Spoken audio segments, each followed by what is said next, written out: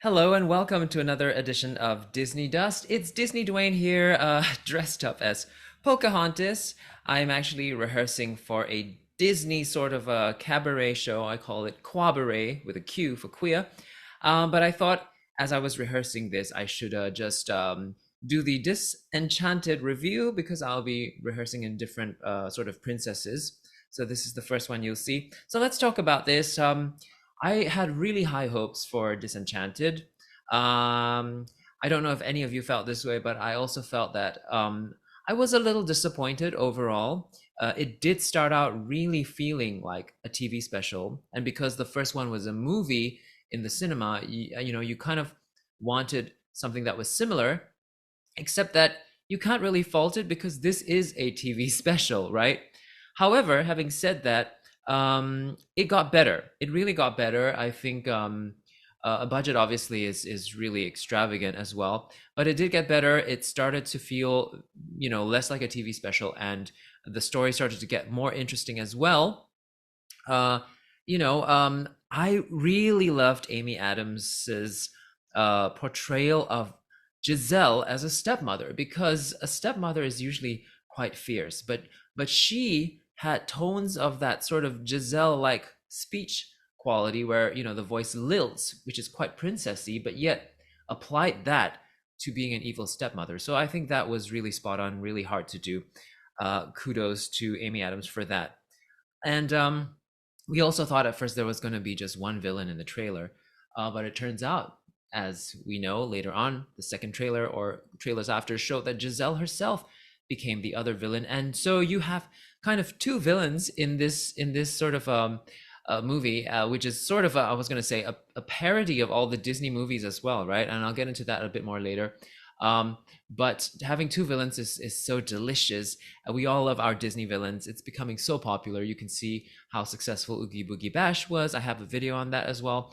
And they sing a song. So that's, for me, was where it started to get more exciting, where they sang the song, and I was like, okay, this is it. This is a song worth remembering. The other songs, unfortunately, before that, they were good, but they were still somehow not in the style that we expect from Alan Menken. But it's also because he's collaborating, I think, for the second time, maybe, other than Hunchback of Notre Dame, with Stephen Schwartz, and the lyrics are they're not as evergreen, and sort of like they become sort of bigger words in a sense. And in terms of the classic Renaissance Disney period type of feel, it wasn't quite what I was expecting. Anyhow, I'm gonna go have a quick change, and I'll come back and talk about a little bit more about the parodies of the other Disney movies and more. Hi, so I'm back to talk about parodies. The whole thing is a parody, right? Even in the song Batter, they do mention Cruella and Maleficent. So it's not even a nod, it's like a direct acknowledgement of some of the Disney productions or Disney villains. And then you see in the village area, the opening credits, you see so much of Beauty and the Beast, the fountain, the village, even the three plane camera. What is it called? The numerous plane camera. There's Lumiere's candle wicks as well, one of the store names. And of course, the usual tropes, the ticking clock, the curse on the village. And did you notice in Morgan's solo, there was a bit of an aerial splash in the back when she's singing? That was such a nice little thing. And then we get to Idina's ballad. We're all hoping it's a great ballad. I mean, it is a great ballad, but it's definitely not as signature as Let It Go or, Into the Unknown. It is distinctly her voice, though. And it's kind of weird to see an animated another princess with Elsa's voice, kind of. I don't know if you felt that way. And she's still singing with her L's. It's like, we can lull ways. I don't know. I think it's a thing to get those high notes, but I also feel like diction is compromised. So I don't know why that's never picked up. And then we'll talk about one other aspect of a theme which didn't seem quite to work. And I'll tell you a bit more when I get dressed up as Elsa.